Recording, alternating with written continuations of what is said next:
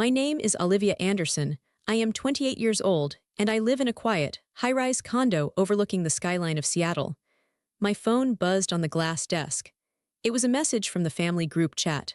I picked it up, expecting a time for dinner or a request to bring soda. Instead, I saw a text from my younger brother, Gage. "Don't come to the barbecue," he wrote. "My wife says you stink up the whole party." I stared at the words. Before I could even process the hurt, another notification popped up. My mother had reacted with a laughing emoji. Then my father added a heart. They weren't defending me. They were joining in. I didn't cry. I didn't type out a long, angry paragraph asking why they treated me this way. I just typed 2 words, "Got it." I set the phone down and picked up my expensive pen. In front of me lay a stack of documents for Nexara Biolabs, where I work as the Executive VP of Engineering. I was about to authorize a billion-dollar contract. My family thought I was a joke. They thought I was a failure. But as I signed my name on the dotted line, I made a silent promise to myself. No more begging for their love. No more explanations. They wanted me gone. Fine. I would let them find out exactly who they had just pushed away. And they would find out the hard way. But before I tell you how everything flipped, like and subscribe, drop a comment. Where are you watching from? My name is Olivia Anderson. I am 28 years old. I sat in my office chair for a long time after reading that text message. The screen of my phone had gone dark, but the words were still burned into my mind. "Don't come to the barbecue. My wife says you stink up the whole party." It wasn't just the words that hurt. It was the history behind them. It was the 28 years of being the punchline to every joke in the Anderson household. To understand why I typed "got it" and went back to work, you have to understand where I came from. I grew up in a house where being loud was good, being athletic was better, and being smart was weird. My brother, Gage, was the golden child. He was 2 years younger than me. He had a bright smile, he played football, and he could charm a $20 bill out of a stranger's wallet. My parents adored him. When Gage got a C on his report card, my mother would say, "Oh, the teacher just doesn't like his energy." When he got caught drinking behind the bleachers, my father laughed and said, "Boys will be boys." Then there was me. Olivia, I was quiet. I liked books. I liked taking radios apart to see how they worked. When I won the state science fair in 11th grade, I came home beaming, holding a large blue ribbon. My mother was in the kitchen cooking Gage's favorite pasta because he had twisted his ankle at practice. "Look, Mom," I had said, holding up the ribbon. She glanced at it over her shoulder. "That's nice, honey. Don't put it on the fridge, though. I don't want the magnets scratching the finish. Also, can you run to the store? Gage needs ice." That was my life. I was the background noise. I was the utility player. I was useful when they needed something fixed or an errand run, but I was embarrassing when I tried to be myself. They didn't understand what I did. To them, science was boring. It was for nerds. Even now, as the Executive VP of Nexara Biolabs, they didn't know what my job title actually meant. They thought I worked in some lab. They imagined me washing test tubes or feeding rats in a basement. They had no idea I managed a team of 200 engineers and controlled a budget that could buy our entire hometown 3 times over. I never corrected them. Why? Because I was afraid. I was afraid that if they knew I had money, they would only love me for my wallet. I wanted them to love me, but the biggest secret wasn't my job. The biggest secret was the house.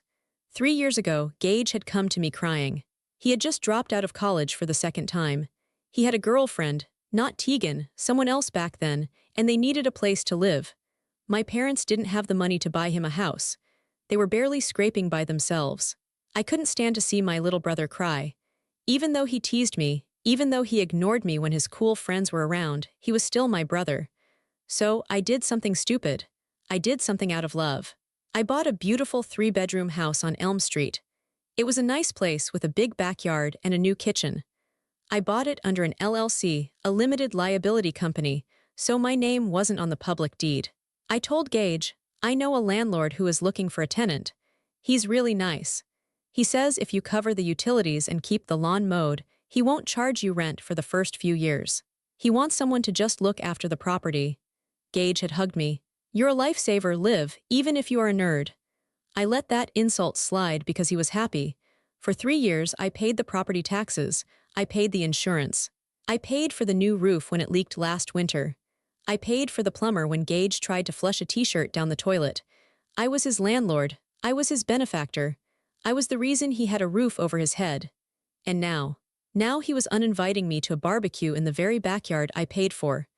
He was telling me I stink up the party, while standing on my grass, cooking on a grill I likely paid for indirectly, drinking beer in a house that belonged to me. I stood up and walked to the floor-to-ceiling window of my office. The city of Seattle was spread out below me, gray and rainy, but full of energy. I looked at my reflection in the glass. I saw a woman in a tailored navy suit, hair pulled back in a sharp, professional bun. I didn't look like a weird science girl anymore. I looked like power. But inside, I felt like that little girl holding the blue ribbon, waiting for someone to say, "Good job." I thought about Tegan. Gage had married her 6 months ago. I had only met her a handful of times. She was loud, flashy, and obsessed with appearances. From the moment she met me, she sneered. She made comments about my boring clothes and my sad little job. "It must be hard," she had said at Thanksgiving, "working with chemicals all day. Does the smell ever wash off?" I had just smiled and sipped my water. "It's not that kind of lab," I had said gently. "Sure," she scoffed. "Gage says you're basically a glorified janitor for beakers." My parents had chuckled at the table. Dad had patted my hand. "It's honest work, Liv. Don't be ashamed." I wasn't ashamed. I was humiliated by their ignorance. And now, Tegan had decided I wasn't good enough to eat a hamburger in my own property. My phone buzzed again. I walked back to the desk. It was a private message from my dad. "Don't be mad at your brother, honey. Tegan is just particular. You know how women get. Maybe you can just send a gift card for the food, to show no hard feelings." I stared at the message. They kicked me out, and now they wanted me to pay for the food I wasn't allowed to eat. Something inside me snapped. It wasn't a loud snap. It was a quiet, metallic click, like a lock sliding into place. "No," I whispered to the empty office. I didn't reply to my dad. I put the phone in my drawer and locked it. I had a meeting in 10 minutes with the board of directors. I had to present the quarterly earnings. I had to be the shark everyone in this building knew me to be. I was done playing the victim. I was done being the weird sister. If they wanted to treat me like a stranger, I would introduce them to the stranger they had created. I sat down, opened my laptop, and prepared for my meeting. But in the back of my mind, a countdown had started. I didn't know exactly what I was going to do yet, but I knew one thing: the free ride was over. Saturday mornings at Nexara Biolabs were my favorite. The building was mostly empty. The frantic energy of the week was gone, replaced by the hum of servers and the quiet efficiency of the weekend cleaning crew. It was the only time I could really think. I was in my office on the 40th floor. The entire wall was glass, overlooking the bay. My desk was a slab of black marble. Everything in here screamed executive, from the leather chairs to the original modern art on the walls. I was reviewing the specs for a new prosthetic limb we were developing. It was delicate work, requiring absolute focus. The intercom on my desk beeped. I frowned. The reception desk in the lobby was usually empty on Saturdays, staffed only by a security guard. But today I had asked Sarah, my personal executive assistant, to come in to help with some filing. "Yes, Sarah," I pressed the button. Sarah's voice sounded tight, nervous. "Miss Anderson, I'm so sorry to disturb you." "It's fine, Sarah." "What is it?" "There are 2 people here to see you. Well, not you specifically. They are demanding to see whoever handles the money." I paused. "Who are they?" "They said they are family. A Mr. Gage Anderson and his wife." My blood ran cold. Gage, here, he had never visited my office. He didn't even know where exactly I worked, just the name of the company. He must have Googled it. "Send them up," I said, my voice steady. "Are you sure, ma'am? The woman is very agitated. Security can remove them." "No, send them up. I want to handle this." I stood up and smoothed my skirt. I walked over to the polished cabinet and poured myself a glass of sparkling water. I needed a moment to compose myself. Why were they here? The barbecue wasn't until tomorrow. The elevator doors at the end of the long hallway dinged. I watched through the glass wall of my office. Tegan stepped out first. She was wearing a bright red bodycon dress that was far too tight for a Saturday morning business setting. She had huge sunglasses perched on her head and was carrying a knockoff designer bag. Gage trailed behind her, looking uncomfortable in jeans and a polo shirt. He looked around the hallway, his eyes wide. He was taking in the expensive carpet, the silence, the aura of wealth. They walked down the hall, looking at the nameplates on the doors. "VP of Operations, CFO," Tegan read out loud, her voice shrill. Where is the investment guy? We need someone who cuts checks, Gage. I don't know, babe, Gage mumbled. Maybe we should call Olivia first, ask if she's working. Why? Tegan snapped. So she can embarrass us. She probably mops the floors here. We need a decision maker. They reached the end of the hall. They reached the double glass doors of my office. Tegan stopped. She looked at the large silver letters mounted on the wall next to the door. Executive Vice President of Engineering Olivia Anderson. She froze. She read it again. Her mouth opened slightly. Gage bumped into her. What's wrong? Then he saw it too. I pressed the button under my desk that opened the glass doors. They slid open with a soft whoosh. Come in, I said. I didn't stand up. I sat in my high-backed leather chair, my hands folded on the black marble desk. I looked at them the way I looked at underperforming vendors. Tegan walked in slowly, her heels clicking on the floor. She looked around the massive office, the view, the furniture, the awards on the shelf. She looked at me. What is this? She asked. Her voice wasn't shrill anymore. It was confused. This is my office, I said simply. You wanted to see someone who handles money. Gage looked like he was going to be sick. Liv, you work here, like in this room. I run this division, Gage. I thought you knew. We thought you were a technician, he whispered. You thought what you wanted to think, I replied. Why are you here? Tegan recovered first. She was a grifter at heart, and she smelled opportunity. She straightened her posture and put on a fake plastic smile. She walked right up to my desk and dropped a glossy folder onto my paperwork. Well, this is even better, Tegan exclaimed. We don't have to deal with strangers. Family helps family, right? I looked at the folder. The cover said G&T Lifestyle Brand Investment Opportunity. What is this? I asked. It's our future, Tegan said, leaning forward, placing her hands on my desk. I hated that she was touching my things. I'm launching a lifestyle brand, influencer stuff, makeup, clothing, consulting. We need seed money, investors. How much? I asked, my voice devoid of emotion. $2 million, Tegan said. She said it like she was asking for $20. To start, we need inventory, a studio, marketing, and since you're obviously loaded, she gestured around the room, you can write the check today. We'll cut you in for 5%. I looked at Gage. He was staring at his shoes. He knew this was wrong. He knew they had just told me yesterday that I stank, but he was too weak to stop her.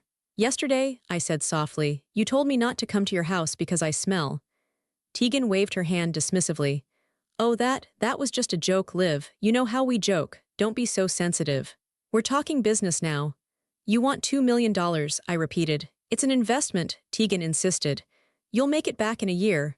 I stood up then. I am tall, and in my heels I towered over Tegan. No, I said. Tegan blinked. What? No, I am not investing. I am not giving you money, and I am not family when it's convenient for your bank account. Tegan's face turned red. The fake smile vanished. You selfish bitch. You sit in this ivory tower with all this money, and you won't help your own brother. He's drowning in debt. We need this. That sounds like a you problem, I said. I pressed the intercom button. Sarah, send security to my office. 2 escorts. You wouldn't dare, Tegan hissed. I just did.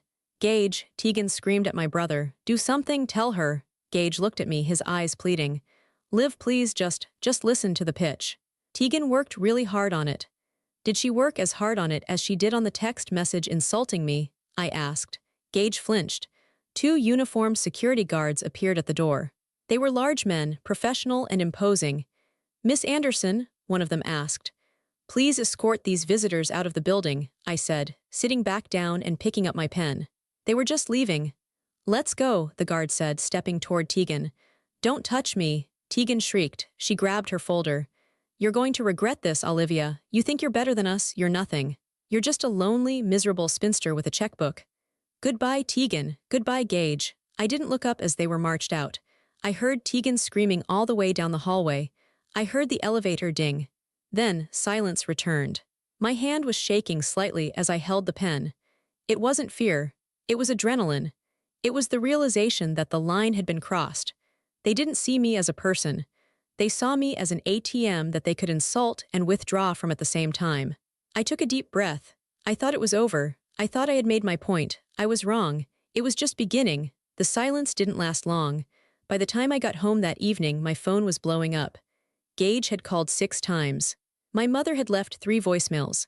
I listened to one of them while I poured a glass of wine in my kitchen. Olivia, it's Mom. Gage called me. He's crying. He said you threw them out of your office. He said you humiliated Tegan in front of your employees. How could you? They went to you for help. We raised you to support each other. Call your brother and apologize immediately. Apologize, I laughed. It was a dry, humorless sound. I deleted the voicemail. I sat on my sofa trying to decompress. My house was quiet. It was a modern, minimalist condo downtown. It was mine. I paid for it. I didn't owe anyone anything. Then my phone pinged with a different kind of alert. It wasn't a text. It was an email notification from my bank, Wells Fargo. Alert, new credit inquiry. I frowned. I wasn't applying for credit. I opened the app. Alert. A loan application for $480,000 has been submitted in your name. My heart stopped. I clicked for details. It was a small business loan application. The co-signer listed was Gage Anderson. The primary applicant was Olivia Anderson. They hadn't just asked for money, they were trying to take it. I scrolled through the details. The application had been submitted online an hour ago. They had used my old home address, my parents' address as my residence. They had used my social security number. How did they have it? Then I remembered. A few years ago, when I was helping my parents refinance their mortgage, I had left some tax documents at their house in a file cabinet. Gage must have gone to Mom and Dad's house, raided the file cabinet, and stolen my identity. I felt a wave of nausea. This wasn't just family drama anymore. This was a felony. I dialed the number for my private banker, Mark. It was Saturday night, but Mark handled high-net-worth clients. He picked up on the second ring. Olivia, everything okay? Mark, listen to me carefully. I just got a fraud alert. Someone is applying for a loan in my name. I see it, Mark said, his voice switching to professional mode instantly. I was actually just looking at it. It got flagged because the IP address is residential and doesn't match your usual activity. Did you authorize a loan for G&T Global? No, I said firmly. Absolutely not. It's a fraudulent application. Okay, I'm rejecting it right now. Olivia, the co-signer, is a Gage Anderson. Is that a relative? I closed my eyes. Yes, my brother. There was a pause on the line. Olivia, this is serious. This is identity theft. Do you want to file a police report? If we flag this as criminal fraud, the bank is obligated to notify the authorities. I hesitated. This was my little brother, the boy I taught to ride a bike, the boy I bought a house for. If I filed a report, he could go to jail. But then I remembered Tegan's face in my office. You're just a lonely, miserable spinster with a checkbook. I remembered the text. Don't come to the barbecue. They were trying to ruin my credit. They were trying to steal $500,000 from me because I said no. Do it, I said. Flag it, freeze everything, put a lock on my credit reports, and Mark. Yes, if they try again, I want to know immediately. Understood. I'm sorry you're going through this, Olivia. I hung up. I felt cold. The attacks didn't stop there. 10 minutes later, my phone started vibrating with message after message. It was the family group chat. Gage, you blocked the loan. Are you insane? We were approved. You ruined it. Tegan, you are a jealous, bitter woman. You don't want us to succeed. You want us to be poor like you used to be. Mom, Olivia, please just sign the paper. Gage says it's just a formality. He promises to pay it back. Don't be difficult. Dad, family helps family. Olivia, this is going too far. They were gaslighting me. They were rewriting reality in real time. They were framing me as the villain for preventing them from robbing me. I didn't reply. I took screenshots of everything. The loan alert, the texts, the timestamps. I created a folder on my computer named Evidence. I was shaking, but I wasn't crying. The sadness was gone. It had been replaced by a cold, hard resolve. I was an engineer. I solved problems. And my family had just become a problem that needed to be solved. I went to the kitchen and made myself a sandwich. I ate it standing over the sink, staring into the darkness of my living room. I felt entirely alone in the world. But I wasn't entirely alone. Because just as I finished eating, the doorbell rang. I checked the security camera on my phone. There was no one at the door, just a small package sitting on the welcome mat. I walked to the door, unlocked it, and looked out. The hallway was empty. I looked down. It was a brown manila envelope. There was no postage on it. It had been hand-delivered. I picked it up. It was thick, heavy. I brought it inside and sat at the dining table. I turned it over. Written on the front in shaky, familiar handwriting was one word. Olivia. I recognized the handwriting. It was my father's. My hands trembled as I held the envelope. My father, he had been texting me just minutes ago, telling me to help Gage. He had been part of the laughing emojis in the group chat. Why would he send me a secret package? I tore open the seal. Inside was a thick stack of papers, clipped together. On top was a handwritten note on a piece of yellow legal pad paper. Livy, I know you think I'm blind. I know you think I always take his side. Maybe I do. Your mother loves him so much and I can't fight her on it. I'm a coward, I know that, but I'm not stupid. When Gage married Tegan, something didn't sit right with me. She knew too much about money, but she never seemed to have any. She talked about assets and leverage, but she drove a car that was 3 payments behind. 6 months ago, I took some money from my retirement account, don't tell your mother, and I hired a private investigator. A guy named Miller. I told him to look into Tegan. I got this report yesterday. I was going to show Gage, but he won't listen to me. He's under her spell, and your mother, she would just say it's fake. But you're smart, you're the smart one. You always were. They are going to destroy each other, Livy, but don't let them destroy you. Please handle this, I can't. Love, Dad. I stared at the note. Tears pricked my eyes, you're the smart one. It was the first compliment he had given me in years, and it was hidden in a secret note while he publicly sided against me. He was a coward, just like he said. He was throwing the grenade to me so he didn't have to pull the pin. But he had given me ammunition. I set the note aside and picked up the report. It was 42 pages long. Subject, Tegan Miller, nay Brooks. I started reading. The first few pages were standard background checks. Addresses in Atlanta, Miami, Dallas. She moved around a lot.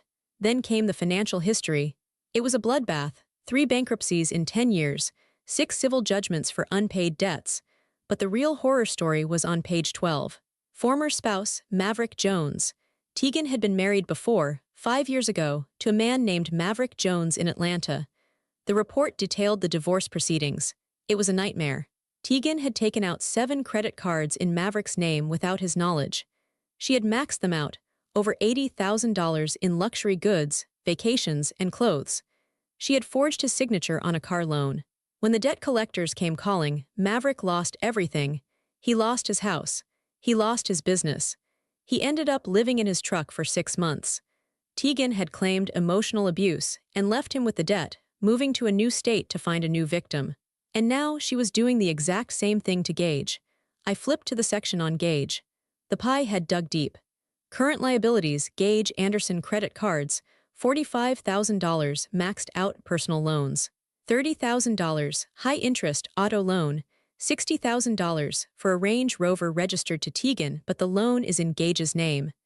Total debt, over $180,000. And that wasn't all. The report showed that Tegan had recently inquired about life insurance policies. For Gage, my stomach turned. She was bleeding him dry. She was a parasite. Gage was an idiot, and he was cruel to me, but he was being dismantled piece by piece by a professional con artist. And now they were targeting me. The $480,000 loan application made perfect sense now. Tegan had run out of credit with Gage. She had tapped him out. She needed a fresh host. I was the fresh host. I sat back in my chair. The room felt very still. My father wanted me to handle it. He wanted me to save the family because he was too weak to do it himself. I looked at the date on the report. It was current. I looked at the name of the ex-husband, Maverick Jones. The report had his current contact info. He was working as a mechanic in Atlanta. I picked up my phone. It was late, but I didn't care. I dialed the number for Maverick Jones. It rang 4 times. Yeah, a rough, tired voice answered. Is this Maverick Jones? I asked. Who's asking? My name is Olivia Anderson. My brother is married to Tegan Brooks. There was a long silence on the other end. A silence heavy with pain and anger. I'm sorry to hear that, Maverick said finally. Hang up and run, lady, that's my advice. I'm not going to run, I said. I'm going to stop her. But I need your help. Why would I help you? Because she stole your life, I said. And I can help you get a piece of your dignity back. I want to fly you to Seattle. Tomorrow morning. First class. What for? A family reunion, I said coldly. We have a barbecue to attend. There was a pause, then a low chuckle. What time is the flight? Maverick asked. I smiled. It wasn't a nice smile. I'll text you the details. Pack a bag, Maverick, we're going to war. I hung up the phone. I looked at the file one last time. Then I looked at the invite text Gage had sent me. Don't come to the barbecue. Oh, I was coming. And I was bringing the main course. Sunday morning arrived with a gray, drizzling sky, the kind of Seattle weather that seeps into your bones. But I didn't feel the cold. I felt a burning, focused energy. I drove my Audi to SeaTac Airport to pick up Maverick Jones. I had never seen him before, not even a photo, but I knew him the moment he walked out of the arrival gate. He looked like a man who had been chewed up by life and spit out. He was tall, wearing a faded denim jacket and work boots, carrying a small duffel bag. He had the weary eyes of someone who expected bad news around every corner. I waved. He walked over, eyeing my expensive coat and heels. "Olivia," he asked. His voice was gravelly. "Maverick, thank you for coming." "You bought the ticket," he shrugged. "And you said I could see Tegan panic. I wouldn't miss that for the world." We didn't talk much on the drive back. I took him to a diner near the city for breakfast. Over coffee and eggs, I showed him the file my father had sent. He flipped through it, his jaw tightening. "Yeah," he said quietly, tapping a page. "That's her. She did this to me with a boat. Bought a boat in my name. I don't even like the water. By the time I found out, she had sold it for cash and left me with the loan." "She's doing it to my brother now," I said. "She's trying to do it to me." Maverick looked at me. "So what's the plan? We just walk in." "We walk in," I said, "and we end it." We drove to Elm Street. It was late afternoon by the time we pulled up to the curb. My brother's truck was in the driveway. Tegan's leased Range Rover, which I now knew was in Gage's name, was parked behind it. The house looked nice. I felt a pang of bitterness looking at the flower beds I had paid for, the front door I had painted 3 years ago. I walked up the path, Maverick a step behind me. I didn't knock. I had a key. It was my house, after all. I unlocked the door and pushed it open. "Gage," I called out. I heard shuffling from the living room. Gage appeared in the hallway, wearing sweatpants, holding a beer. He looked tired. When he saw me, his face hardened. "What are you doing here, Liv? I told you, Tegan doesn't want to see you. Especially after yesterday." "I'm not here to apologize, Gage," I said, stepping into the foyer. "I'm here to introduce you to someone." I stepped aside. Maverick stepped forward. Gage frowned, confused. "Who is this?" "Your bodyguard." Then Tegan walked into the hallway. She was wearing a silk robe, holding a glass of wine. "Gage, who is at the—" She stopped. The color drained from her face so fast it looked like she might faint. The glass of wine wobbled in her hand, red liquid sloshing over the rim onto the hardwood floor. "Hello, Tegan," Maverick said. Maverick," she whispered. Gage looked between them. "You know him." "I'm her husband," Maverick said. "Well, ex-husband, the one she left with $80,000 of debt." "He's lying," Tegan screamed immediately. The panic in her voice was instant and high-pitched. "Gage, get him out of here. He's a stalker. He abused me."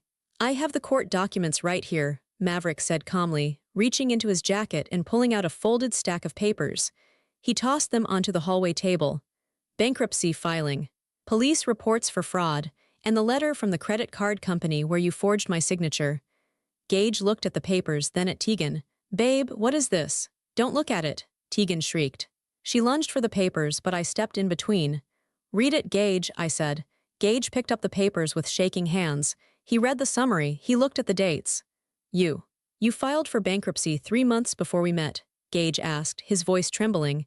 "You told me you were a successful interior designer." "I was," Tegan cried. "I had bad luck. He ruined me." "She maxed out your cards yet, kid?" Maverick asked Gage. "Started talking about life insurance." Gage went pale. He looked at me. "Liv, she asked about a policy last week." The silence that followed was heavy. Tegan looked cornered.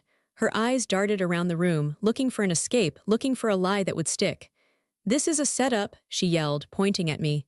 "You're jealous. You brought him here to ruin my marriage because you're a lonely, bitter spinster." "I'm not here to ruin your marriage," I said calmly. "I'm here to evict you." I reached into my purse and pulled out a single document. It was a blue folder. I slapped it down on the table next to Maverick's papers. "What is that?" Gage whispered. "The deed to this house," I said. Tegan froze. "What? No, Gage rents this from a landlord." "I am the landlord," I said. "I bought this house 3 years ago under an LLC. I paid for the roof. I paid for the taxes. I let you live here for free because I loved my brother." I looked at Gage. He was staring at me with his mouth open. You own the house?" he stammered. "I do. And since you've decided that I stink up the party, and since your wife is trying to steal $500,000 from me." I pointed to the door. You have 30 days to vacate. Consider this your official notice. Tegan's face twisted into ugly rage. You can't do that, we have rights, squatters' rights. You have a lease agreement, I corrected her. I signed it as the LLC manager. It has a termination clause for criminal activity, and identity theft is criminal activity. Gage collapsed.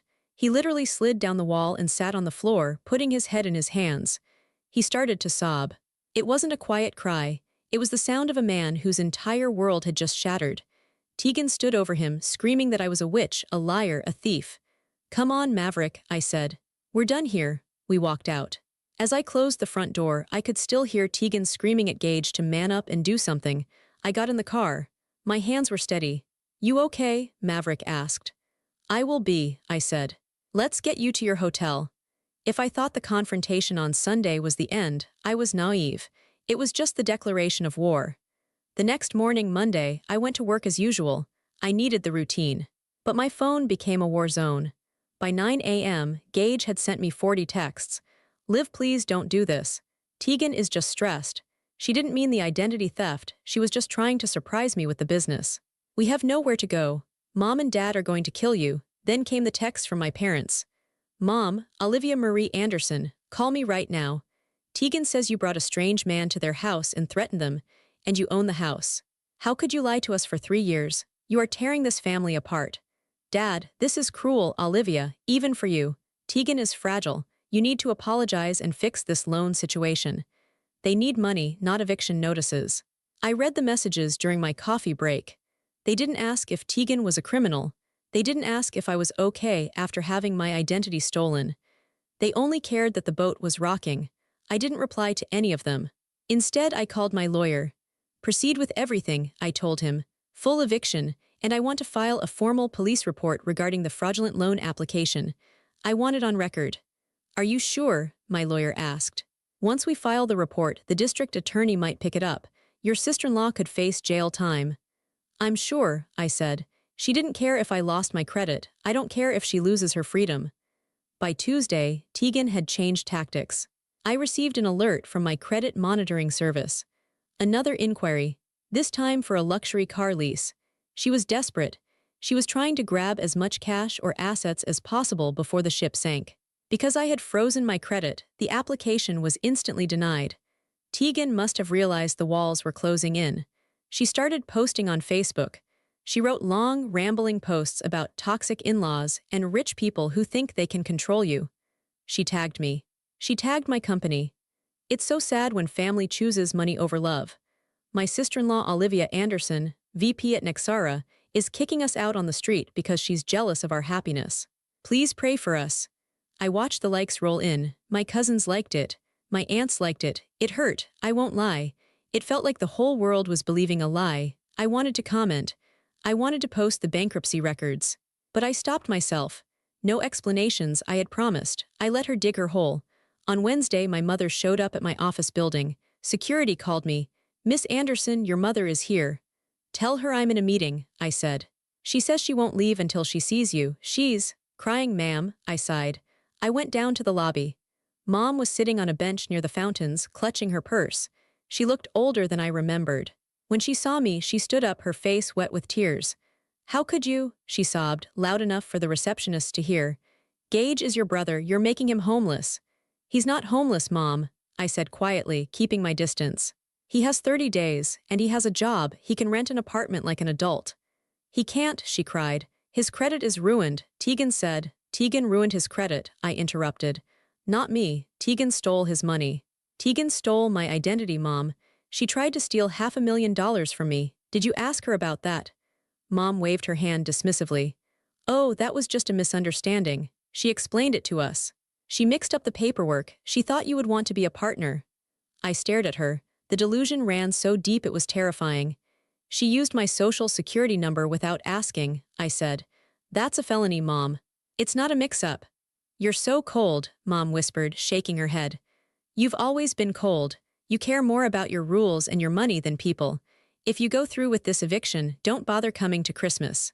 Don't bother coming to anything. I felt a crack in my heart, but I also felt a weight lift. Okay, I said. Mom blinked. What? Okay, I repeated.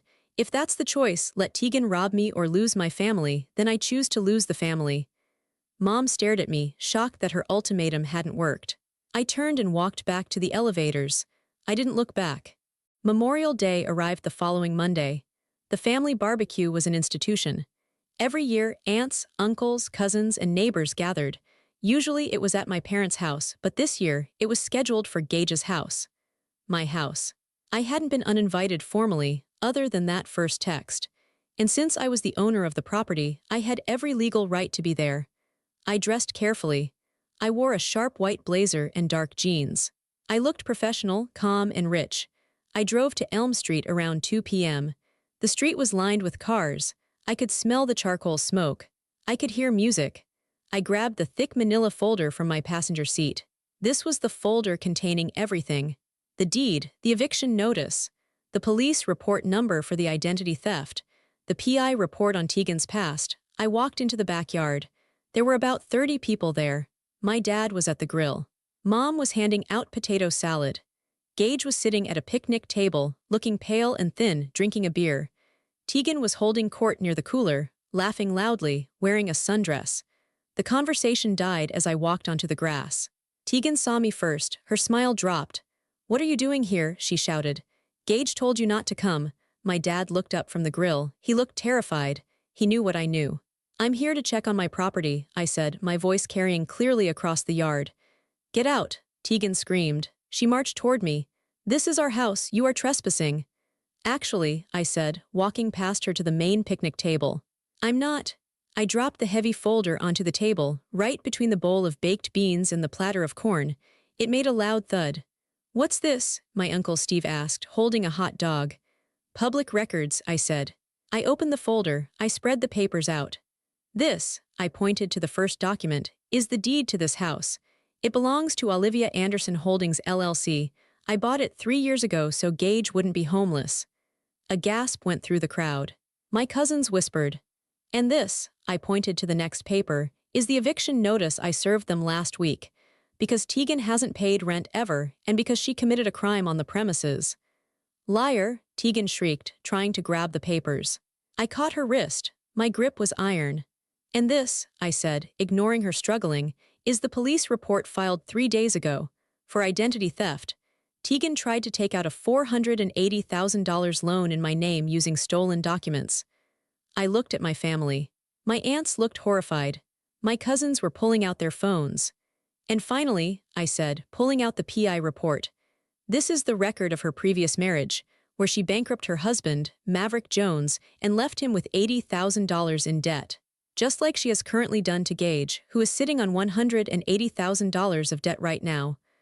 All eyes turned to Gage. He was crying again. He looked small, broken. "Gage," my mom whispered. "Is this true?" Gage nodded slowly. She spent it all, Mom. I have nothing. The truck is gone. The accounts are empty." Tegan looked around. She saw the judgment in everyone's eyes. The neighbors were watching over the fence. The family was backing away from her. She melted down. "It's his fault," she screamed, pointing at Gage. "He's a loser. He couldn't give me the life I wanted. And her," she pointed at me. "She's a hoarder. She has millions and she won't share. She's evil." "I'm not evil, Tegan," I said softly. "I'm just done." I looked at my parents. They stood frozen by the grill. They had enabled this. They had watched me be treated like dirt for years, and even when they knew Tegan was a fraud, they asked me to pay her off to keep the peace. "You all have a nice afternoon," I said. I turned to leave. "Olivia, wait," Gage called out. He fell to his knees in the grass. It was pathetic. "Please, don't kick us out. I'll divorce her. I promise. Just help me one more time." "Please," I stopped. I looked at my brother on his knees. I remembered buying him ice cream when he was 5. I remembered helping him with his homework. But I also remembered the text. "Don't come to the barbecue." "You had 30 days, Gage," I said. "You used them to lie to me and try to steal from me. You're a grown man. Figure it out." I walked out of the gate. I got into my car. I didn't cry. I turned on the radio, found a classic rock station, and drove away. The fallout was fast and brutal. The eviction proceeded without delay. Tegan tried to fight it in court, but she didn't have a lawyer, and my documentation was perfect. The sheriff arrived exactly 30 days later to escort them out. I heard from a neighbor that Tegan screamed the entire time, throwing clothes onto the lawn. Gage just sat on the curb, his head in his hands. The police investigation regarding the loan fraud moved forward.